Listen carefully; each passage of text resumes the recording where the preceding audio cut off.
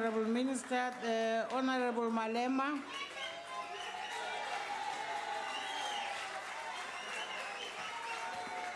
Thank you very much, Honorable Speaker, the Chairperson of the NCOP, the officials of the government in waiting, the EFF, my President, Mr. President, Pumu Presidente, Bashangolote, l'Africa Chipembe, Nda. We thank the judiciary, we thank the South African media, we thank the NGOs and all opposition parties and the people of South Africa for defeating the monster that was created by the ruling party. We say the unity displayed during difficult times we have gone through in the past 9 years once more demonstrated that when people are united, not even the powerful can defeat them. We once more say to the people of South Africa, you must continue to be vigilant because the ANC is still in power. Anything is possible. We say to the people of Zimbabwe, the people, the Tsvangirai family, the friends, and his colleagues in the MDC, please receive our revolutionary condolences. We may not have agreed with the politics of Morgan Tsvangirai, but we fully admit that indeed he won the elections and the regime did not allow him to become the leader of the people of Zimbabwe. We want to say to Morgan Tsvangirai, that will never happen in South Africa. Here we will not allow nonsensical things like those that happened to you in Zimbabwe to happen. We're saying to the people of South Africa, we must learn from the mistakes of Zimbabwe and in honor of Morgan Tsvangirai, not allow those who are in power to want to stay in power even when the will of the people indicate otherwise. President, I want to take this opportunity to congratulate you because when they elected you in this illegitimate parliament, I was not here.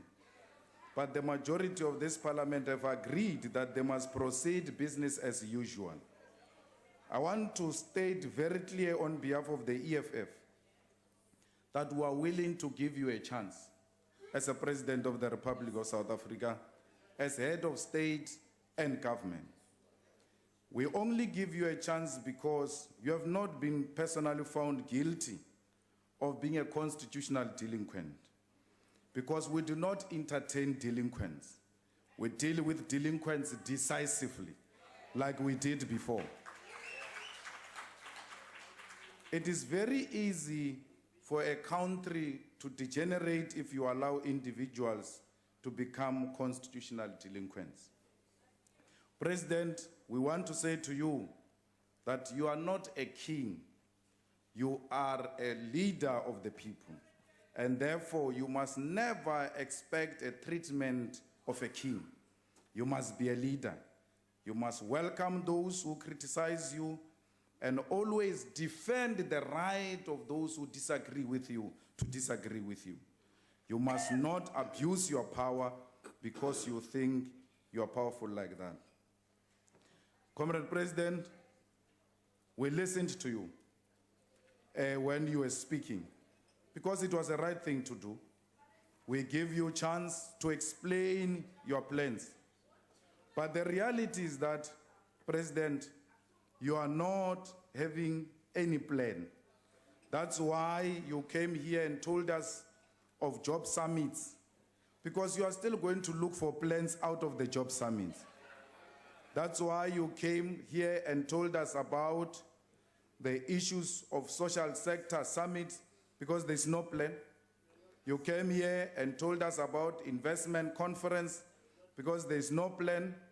You told us about youth summit, because you have got no clear plan on how you're going to resolve a thorny issue of youth unemployment. President, you have no plan in dealing with collection of tax because SARS has collapsed. That's why you have called for the Commission of Inquiry into Tax Affairs.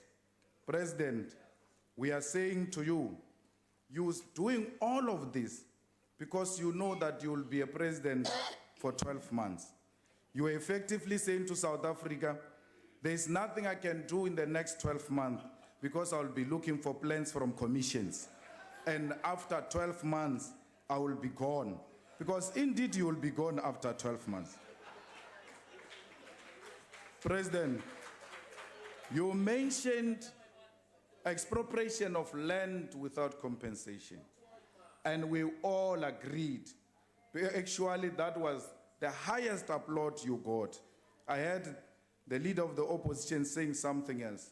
Before I come to you, I want to warn you, the leader of the opposition, that your stay in the metros is going to depend on your attitude on the expropriation of land without compensation. And I want to warn you about that. Because that's a fundamental issue which is going to make us fight with you. Because anyone opposed to expropriation of land without compensation is the enemy of our people, and such a person will be dealt with. Mr. President, the expropriation of land without compensation mentioned by you did not capture the headlines because they know you're bluffing. They know you're not serious about it. Anybody who is worried about investment in South Africa would have been worried when you mentioned the expropriation of land without compensation. But you told them, I'm just passing time. Don't worry, I'm silencing my opponents in the ANC. This cannot be an issue to bluff about. This cannot be an issue to pass time with. It's an emotive issue, and you only mention it if you mean it. It's not a matter that you can go around joking about it. There are no conditions attached to expropriation of land without compensation, because when they took our land, they never attached any condition. They just killed our people. I don't understand, Mr. President, why would you have Faith Mutambi as a minister and not have Toko Didiza as a minister? What justification is that? Any normal person in power makes Faith Mutambi a minister and leave out a person like Toko Didiza. You removed the ESCOM people because of allegations. You didn't waste time. You waste time to remove your own colleagues here.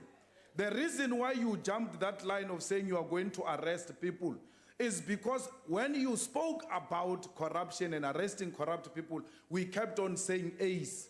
And you wanted to save ACE's face by jumping that line. Why? Because you are continuing to protect your own. Don't protect those who are implicated in corruption. All of them who are going to be frequenting state capture inquiry, they must be released so that they can have time to prepare for state capture inquiry. Thank you very much. The Honorable Buthelezi.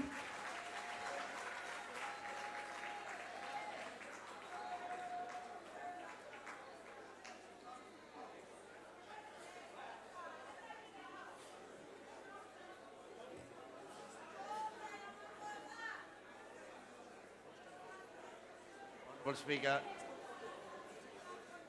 Yes, Honorable Honorable Chief Speaker.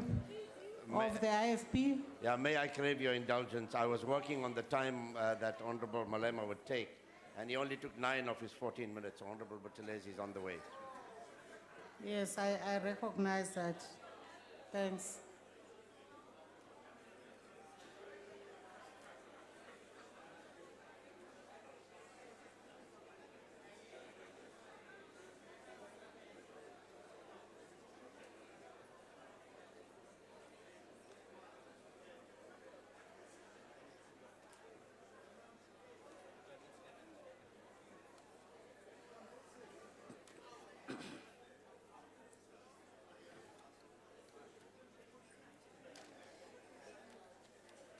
Honorable Speaker,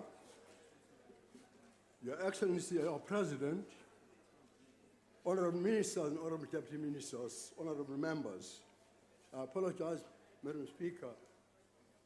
Dr. Njosi says that I was captivated. Maybe I was, when his leader was speaking.